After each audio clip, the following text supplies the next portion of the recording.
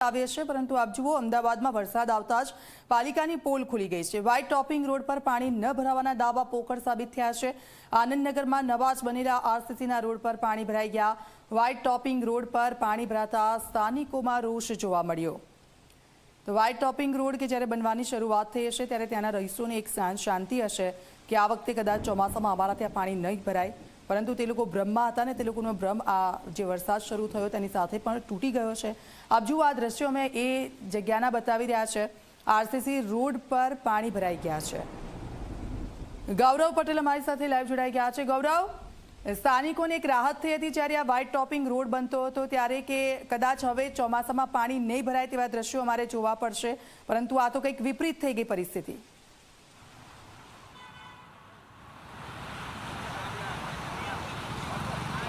દીક્ષિતા, સીધા દ્રશ્યો બતાવવા માંગીશ અમદાવાદના પ્રહલાદનગર વિસ્તારના આનંદનગર રોડના કે જ્યાં મહાનગરપાલિકાના તંત્ર દ્વારા વ્હાઇટ ટોપિંગ રોડ બનાવવામાં આવ્યો છે। અને જ્યારે વ્હાઇટ ટોપિંગ રોડ બન્યો ત્યારે એવા દાવા કરવામાં આવતા હતા કે રોડ એકવાર બને ત્યારે એને તોડવો પડશે નહીં ને ક્યાંય પણ પાણી ભરાવાની સમસ્યા નિર્સર્જાય। આ દ્રશ્યો તમે જોઈ શકો છો એ વિસ્તારના કે જ્યાં કરોડોના બંગલો, કરોડોના ફ્લેટ, કરોડોની દુકાનો આવેલી છે। આ સંપૂર્ણ દુકાનોમાં જવાના રસ્તા, બંગલા, સોસાયટીઓમાં પાણી ઘૂસ્યા છે। મહાનગરપાલિકાના દાવા સંપૂર્ણ પોકળ સાબિત થયા છે। જ્યારે વ્હાઇટ ટોપિંગ રોડ બનતો હતો ત્યારે સ્થાનિક નાગરિકોએ તેની ઊંચાઈને લઈને વિરોધ વ્યક્ત કર્યો હતો। ધારાસભ્યએ મુલાકાત લીધી હતી। મહાનગરપાલિકાના તંત્રને જી 24 કલાકે પણ કહ્યું હતું કે વ્હાઇટ ટોપિંગ રોડની ઊંચાઈ વધારે છે, જેના કારણે નીચાણવાળા વિસ્તારમાં પાણી ભરાઈ જશે, પરંતુ એ વાતને ક્યાંય કન્સિડર કરવામાં આવી નથી। આ દ્રશ્યો તમે જોઈ શકો છો કે વ્હાઇટ ટોપિંગ રોડ જે પાણીમાં ગરકાવ થયો છે અને એક નાગરિક છે જે પોતાનું ટુ વ્હીલર દોડીને લઈ રહ્યા છે।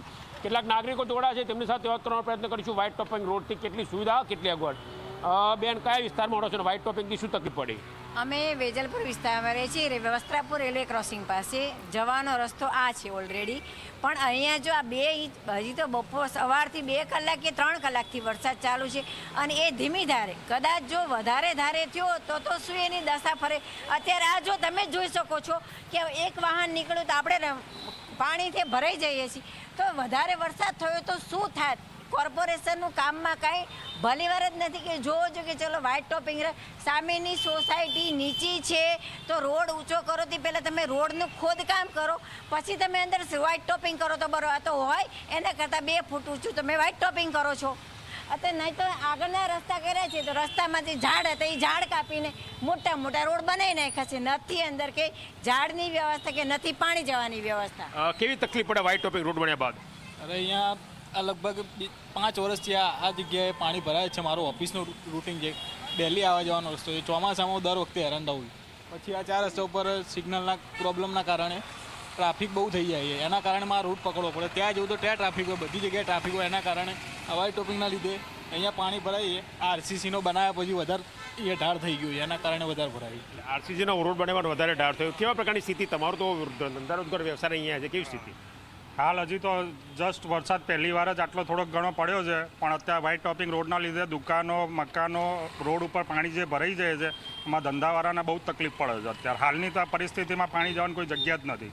જે સમયે રોડ બનતો હતો ત્યારે રજૂઆત કરતી ખરી? હા, કરી હતી, પણ આ જે દુકાનોની આગળ બધી ફૂટપાથો બનાવી છે, બહુ ખરાબ ફૂટપાથો બનાવી છે, એના કારણે દુકાનોની પાસે બધું પાણી ભરાઈ રહે છે અને આ જે બધું પાણી ભરાય છે બધું ફ્લેટોમાં અંદર જાય છે અને એના બેઝમેન્ટો ભરાઈ જાય છે।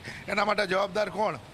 વ્હાઇટ ટોપિંગ રોડ બન્યો ત્યારે આ સ્થિતિ, પહેલા સ્થિતિ હતી? ના, પછી આ સ્થિતિ છે, પછી થોડી વધારે સ્થિતિ ખરાબ થઈ। પહેલાં પણ પાણી ભરાતું જ હતું, છતાં રજૂઆત કરવા છતાં પાણીનો કોઈ નિકાલ કર્યો નથી અને છતાં પણ આ એનો રોડ બનાવી નાખ્યો છે એમને ઊંચો। રોડને તોડીને બનાવવાની જરૂર હતી। વ્હાઇટ ટોપિંગ રોડ બનાવ્યો, સારો જ બનાવ્યો છે, પણ એને તોડીને બનાવવાની જરૂર હતી। તો તમે જોયું કે આ નાગરિકો હતા જેમનું કહેવું છે કે વ્હાઇટ ટોપિંગ રોડ એ સારી સુવિધા છે, પરંતુ તેનું રોડનું લેવલ છે તે જળવાયું નથી અને જેના કારણે પાણી ભરાવાની સમસ્યા સર્જાઈ છે। મહાનગરપાલિકાનું તંત્ર મોડે જાગી હોય તેવું દેખાય છે। આ દ્રશ્યો તમે જોઈ શકો છો કે બિલકુલ આપની પાસે આવીએ છીએ ગૌરવ। ધારાસભ્ય અમિત ઠાકર અમારી સાથે ફોનલાઈન પર જોડાઈ ગયા છે। અમિતભાઈ, આપનું સ્વાગત જી 24 કલાકમાં। નમસ્કાર। બિલકુલ અમિતભાઈ, આપને તો ખબર જ હશે કે ખૂબ જ ઓછો વરસાદ વરસ્યો છે, તો શરૂઆત પણ ન કહી શકાય અમદાવાદમાં, અને એની સાથે જે વ્હાઇટ ટોપિંગ રોડ છે કે જ્યાં એવું કહેવામાં આવ્યું હતું કે પાણી ભરાવાની સમસ્યા નહીં ઊભી થાય, પણ ત્યાં જ પાણી ભરાઈ ગયા છે। બેન, વ્હાઇટ ટોપિંગ રોડની જે ટેકનોલોજી છે એ ટેકનોલોજીમાં રોડને સમગ્ર રીતે ઉખાડીને કરતા નથી, કારણ કે એને બેઝ જોઈતો હોય છે, જેની માટે અમે ઘણી વખત એ વખતે પણ વાત કરેલી, પરંતુ જે એક વખત ટેન્ડર એ દિશાનું થયું હોય અને એ પરિસ્થિતિ ત્યારે જે હતી, વ્હાઇટ ટોપિંગ રોડના મહત્વની જગ્યા ઉપર વ્હાઇટ ટોપિંગ રોડ જ્યાં જ્યાં બન્યા ત્યાં આગળ થોડાક રોડ ઊંચા થયા, જે વાત સાચી છે, પરંતુ જે બેઝિક ખૂબ પાણી ભરાઈ જતા હતા ને એ વિષય ધ્યાનમાં નથી આવ્યો. જે સોસાયટીઓ નીચી છે પણ અમિતભાઈ ત્યાંના લોકોનું એવું કહેવું છે એ સોસાયટીમાં પાણી ભરાયા હશે. અમે લોકો અત્યારે વિઝિટ ઉપર વિષય કઈ સોસાયટીની અંદર પાણી ભરાયા છે એનો પણ ઈલાજ કરવામાં આવશે. બિલકુલ અમિતભાઈ, આપ પોતે ગયા હતા એ દરમિયાન, આપ પોતે મુલાકાત લીધી હતી જ્યારે વ્હાઇટ ટોપિંગ રોડ બનતા હતા ત્યારે. સ્થાનિકોનું એવું કહેવું છે કે હજુ તો અડધો કલાકનો વરસાદ વરસ્યો છે, ત્યાં પરિસ્થિતિ છે. જો અમદાવાદમાં આખો દિવસ વરસાદ રહે, 5-6 ઇંચ વરસાદ વરસી જાય તો લગભગ આ વિસ્તાર પાણીમાં ગરકાવ થઈ જાય. તો વ્હાઇટ ટોપિંગ જે રોડ છે બનાવવાનો અર્થ શું? એટલે વ્હાઇટ ટોપિંગ રોડની અંદર મૂળ એટલું સમજવાની જરૂર છે કે જે કાળો ડામરનો રોડ જે બનતો હોય છે એ દર વર્ષે 2 થી 4 ઇંચ જેટલો ઊંચો બનતો હોય છે. વ્હાઇટ ટોપિંગ રોડ 20 વર્ષે એકવાર બને અને ડામર રોડ લગભગ દર વર્ષે એની ઉપર એક લેયર જો 2-3 ઇંચનું વધતું જાય તો આવનારા 20 વર્ષમાં એ લગભગ એમ સમજો ને કે 4 થી 5 ફૂટ જેટલું, મિનિમમ 2-2.5 ફૂટ જેટલું તો ઊંચું થઈ જ જાય.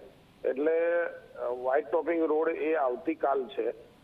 જે સોસાયટીઓ નીચી છે એ સોસાયટીઓનો અલગથી ઈલાજ કોર્પોરેશને વિચારવો જોઈએ જ, કારણ કે પરંતુ વ્હાઇટ ટોપિંગ રોડથી જે રોડ ઊંચો આવવાની પ્રક્રિયા છે ને એ તો લગભગ બંધ થઈ જશે. નહીતર 1 ફૂટ બી જો રોડ 10 વર્ષમાં ઊંચો જાય તો સમજો કે સોસાયટીઓ કેટલી બધી નીચે જતી રહે. અને આ વર્ષો સુધી આ કાળા ડામર રોડના કારણે તમે એવરેજ જુઓ તો 4-4 ફૂટ જેટલા જે નગરપાલિકાના સમયથી ડામર રોડના કારણે 2-3, 4-4 ફૂટ સુધી રોડ ઊંચા જતા રહ્યા. સોસાયટીઓ બધી જગ્યાએ 2-3 ફૂટ નીચે જતી રહી. એટલે અમિતભાઈ, તમે એવું કહો છો કે આ જે સુવિધા ઊભી કરવામાં આવી છે એનો લાભ અત્યારે નહીં મળે પણ ભવિષ્યમાં મળશે, એવું ને? પણ એટલે ટૂંકમાં જે નુકસાન છે ને બેન, એ લાંબા ગાળાનું. હવે ખાલી જે સોસાયટીઓ નીચી છે એ સોસાયટીમાંથી પાણી કાઢીને ગટર સ્ટ્રોમ વોટરમાં કેવી રીતે લઈ જવું એ ઉપર થવું જોઈએ. આ પહેલી વર્ષ છે વ્હાઇટ ટોપિંગ રોડનો, એટલે જ્યાં સમસ્યા અત્યારે આવશે એ સમસ્યા પહેલા વર્ષે આપણે બી થોડું વાઇસલી વિચારીશું અને જ્યાં સમસ્યા છે એ સોસાયટીની ઉપર હવે કામ કરાશે. પણ બિલકુલ આપની પાસે આવું છું. અમારી સાથે જોડાઈ ગયા છે હિંમતસિંહ કોંગ્રેસ તરફથી. હિંમતસિંહ, આપનું સ્વાગત છે ઝી 24 કલાકમાં. નમસ્કાર. જે વ્હાઇટ